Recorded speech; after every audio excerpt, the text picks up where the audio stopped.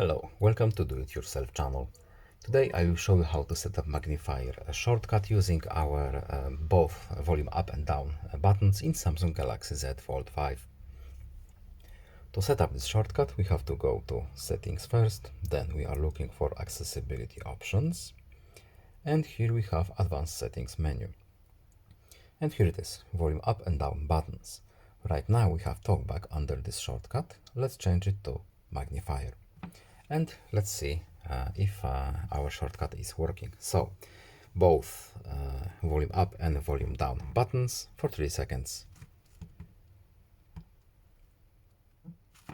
And here we go. Our magnifier is enabled. Our shortcut is working.